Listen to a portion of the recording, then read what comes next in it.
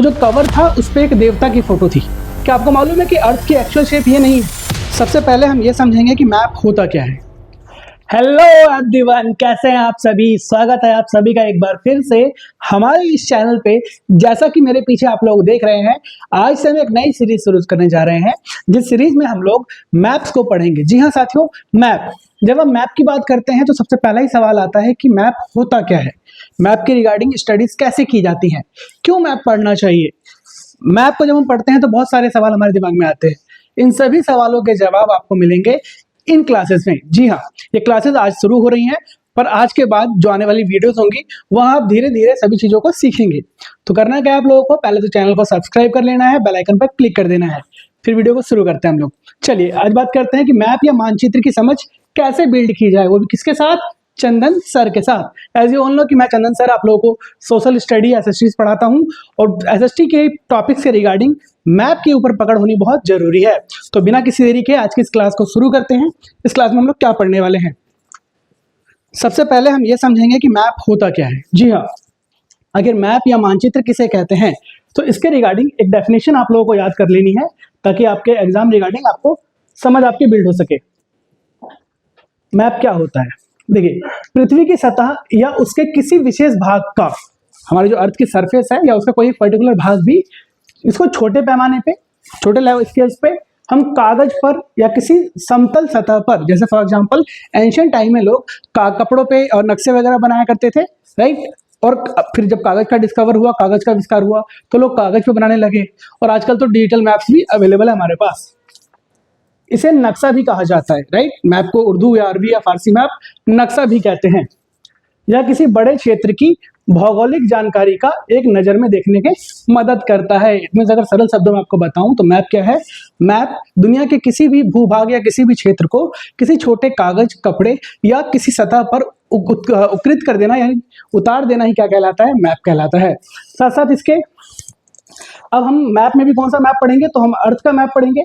जब आप अर्थ के मैप की बात करते हैं तो ये देखिए, ये है हमारा अर्थ। आप सबने देखा होगा इस अर्थ को, राइट। हम सभी इस पे रहते हैं। हमारा अर्थ जो 7 कॉन्टिनेंट और 5 ओशंस में डिवाइडेड है। बट रुकिए जरा, क्या आपको मालूम है कि अर्थ की एक्चुअल शेप ये नहीं है? हाँ जी, हमारे अर्थ की जो रियल शेप है वो जियोड है। कैसी है? जियोड। ये देखिए, ये हमारे अर्थ की रियल शेप जो है, जिसे हम क्या कहते हैं, इसे जियोड कहा जाता है। ये जियोड शेप, क्योंकि आपको पता होगा कि हमारा जो अर्थ है वो हर जगह एक जैसा नहीं है।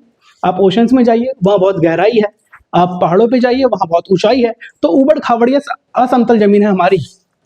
ऐसे में हमने स्टडी रिगार्डिंग पढ़ने के बिहाफ पे क्या किया, हमने ये मान लिया कि जो हमारा अर्थ है उसकी शेप कैसी है? उसकी शेप गोल है, उसकी शेप राउंड है, और हमने एक लाइन ड्रॉ करी, और जो चीजें अंदर आई उसे अंदर लिया, जो बाहर गई उसे छोड़ दिया, यानी हमारी शेप कैसी बन गई? अर्थ की गोल आकृति की।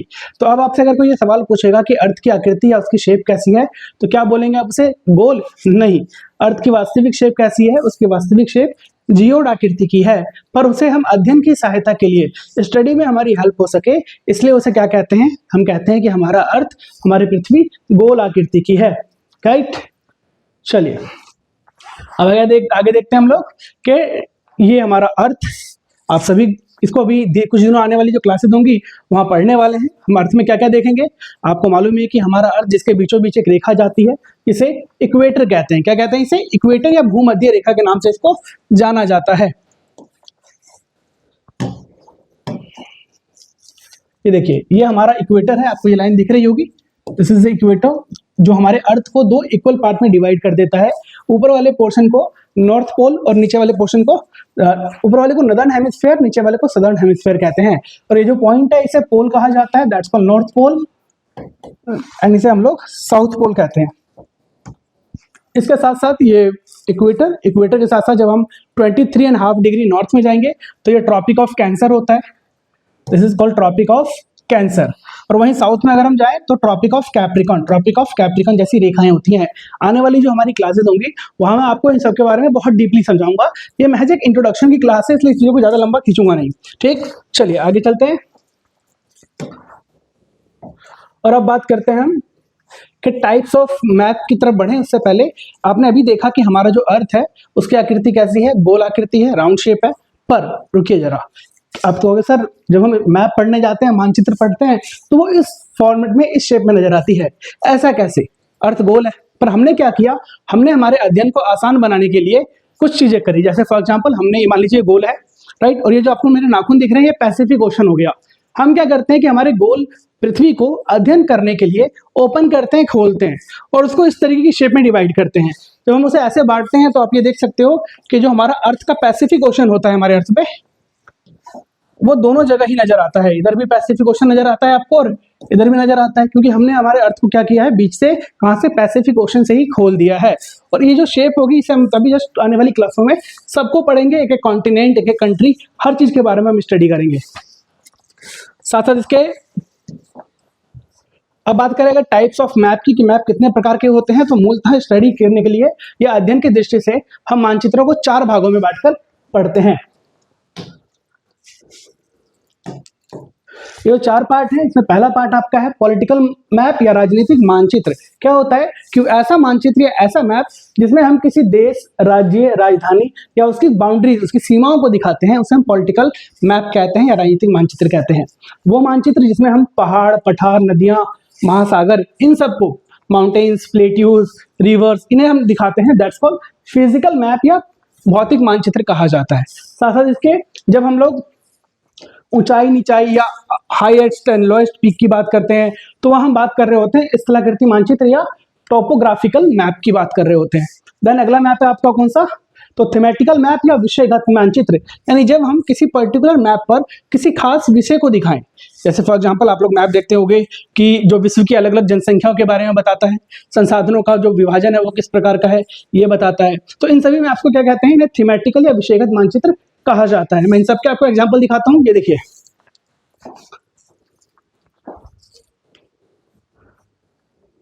ये this is the political map. ये इस तरीके का मानचित्र होता है जहां पर देश और उनके राजधानियां वगैरह दिखाई जाती हैं। इन्हें क्या कहते हैं ना, इन्हें हम पॉलिटिकल मैप कहते हैं। साथ साथ इसके जब आप आगे बढ़ेंगे तो ये आपका पॉलिटिकल के साथ साथ थीमेटिकल भी है। This is the geographical map, जहां आप माउंटेन्स, ये देखिए जो ग्रीन कलर नजर आ रहा है आपको, ये प्लेन्स हैं। जो आपको ग्रे कलर नजर आ रहा है वो प्लेट्यूज हैं, माउंटेन्स हैं। इस तरीके के मैप्स होते हैं, पॉलिटिकल, फिजिकल और थीमेटिकल। साथ साथ ये कौन सा है, ये थीमेटिकल मैप है, यानी यहाँ पे आपको अलग अलग जनसंख्या वृद्धि या जो भी डाटा है वो अलग अलग तरीके से दिखाए जा रहे हैं। ये थीमेटिकल मैप है। इसके बाद जब आप बात करते हैं ग्लोब की, क्या ग्लोब क्या होता है, तो लगे यार ग्लोब को भी समझ लेते हैं कि ग्लोब क्या होता है। कहानी की शुरुआत हुई 6th सेंचुरी के आसपास। 6th सेंचुरी के आसपास एक भाई साहब हुए यूरोप में, जिनका नाम था मार्केली। मार्केली एक पहले ऐसे व्यक्ति हुए जिन्होंने ये सोचा कि यार मैं क्यों ना एक काम किया जाए, अलग अलग नक्शों को इकट्ठा किया जाए और उनकी एक किताब बनाई जाए, पुस्तक बनाई जाए। मार्केली ने जब इकट्ठा किया किसे, नक्शों को, और एक किताब बनाई, तो वो किताब फटे नहीं, इसके लिए उन्होंने उसके ऊपर ना एक कवर चढ़ा दिया। वो जो कवर था उस पर एक देवता की फोटो थी। कौन से देवता, तो वो थे ग्रीक के देवता। ये देखिए, आप लोग एटलस की ऐसी बुक्स देखते हैं, राइट, एटलस, तो ये जो ग्रीक देवता है, ग्रीक फिलोसोफर दिख रहा है आपको, ये ऐसा माना जाता है यूरोप में कि पूरी पृथ्वी का भार किसने उठाया हुआ है, तो एटलस ने उठाया हुआ है। और इन्हीं की फोटो उस किताब के सबसे पहले पन्ने पे थी, इसलिए उस किताब को क्या नाम दे दिया गया, उसे एटलस बोल दिया गया। यानी कि ग्रुप ऑफ मैप क्या कहलाया, एटलस कहलाया। Atlas is a group of different kinds of map, अलग अलग प्रकार के मानचित्रों का समूह क्या है, एटलस है। अगर इसकी डेफिनेशन देख लेते हैं, क्या होता है ग्लोब,